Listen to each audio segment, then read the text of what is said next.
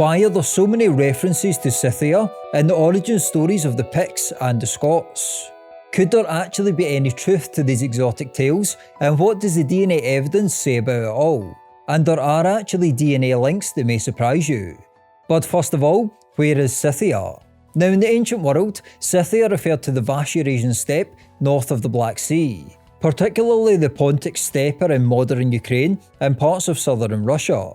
From around the 9th to the 3rd centuries BC, this region was home to the Scythians, a confederation of Iranian-speaking nomadic clans famed for their horse-based warrior culture. They became legendary in Greek and Roman sources as fierce mounted archers, inhabiting a distant, semi-mythical frontier. Although the Scythians were eventually absorbed by later groups, the name Scythia lived on. In Roman and medieval writings, it became a loose term for northern barbarian lands north of the Black Sea, detached from the original people. So what are some of these origin stories that link Scythia and Scotland? Well, for context, the two foundational peoples of Scotland are the Picts and the Gaels, with the latter also known as the Scots. And Scotland later became known by the Latin word Scotia, meaning the land of the Gaels. Now, both of these foundational peoples have origin stories that link back to Scythia.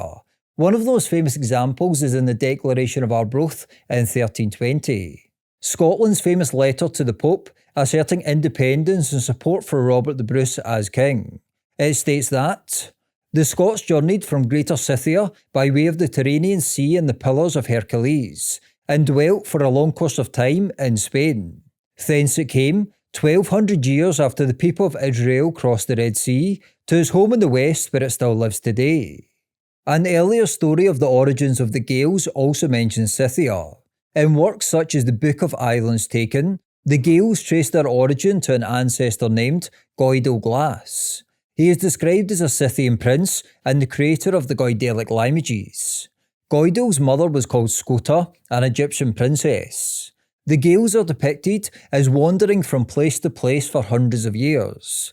They spent time in Egypt, Crete, Scythia, the Caspian Sea, and Gutalia in North Africa, before arriving in Iberia, where one of their kings is said to have founded Galicia or Galicia in Spain.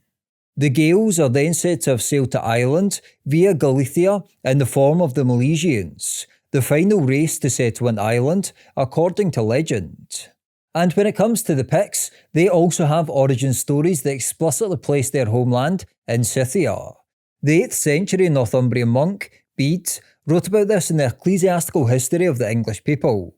He wrote that the Pictish race from Scythia sailed out into the ocean in a few warships, and were carried by the wind beyond the furthest bounds of Britain, reaching Ireland, and landing on its northern shores. They were denied land by the Gaels there, however, according to Bede, but they were directed to settle in what is now Scotland, on the condition that the Pictish kingship follow the maternal line, since the Picts had obtained Gaelic wives from Ireland.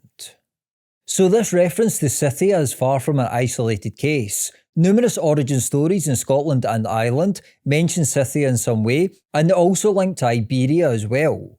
But what does the DNA evidence say about all this? And could there actually be any truth to it? Well, quickly before we look at that, I would like to thank the sponsor of today's video, Manta Sleep. Now, these videos take a lot of time and energy to make. That's why getting a good night's sleep is essential, and that's where Manta Sleep comes in. Manta Sleep specialise in making premium quality sleep masks and accessories, with their masks engineered to be 100% blackout and comfortable around your eyes. Their masks are also great for travelling, and I used mine when I was travelling to Dubai earlier this year. Please click the top link in the video description below and use the code HISTORY at checkout to get 10% off your order. And clicking that link really helps support this channel. Thank you for your support, and now on with the rest of the video. Now, when medieval writers were describing the origins of the Picts and the Scots and this link to Scythia, they were probably not describing a direct migration from the Eurasian steppe into ancient Scotland. Yet what is strange is that part of Scottish people's DNA is actually connected to this region north of the Black Sea, which was known as Scythia at times in the ancient world. Whether consciously or not, they were actually echoing a much deeper genetic memory. Modern ancient DNA research shows that the dominant paternal lineage in Scotland, and Ireland for that matter, is the Y-DNA haplogroup R1b. And this ultimately derives from steppe peoples associated with the Yamnaya culture, who lived north of the Black Sea, a region broadly described in antiquity as Scythia. And when we look at the autosomal DNA of Scottish people, steppe ancestry is a notable feature. Now, this ancestry isn't unique to Scotland, I should note.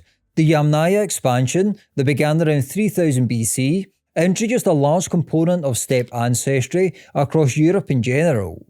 Yet if you look at this table, you can see that Scotland, Britain, Ireland and Iberia all have some of the highest levels of R1b in the world.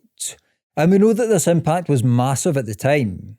A 2018 study published in Nature looked at the Beaker phenomenon and the genetic transformation of Northwest Europe.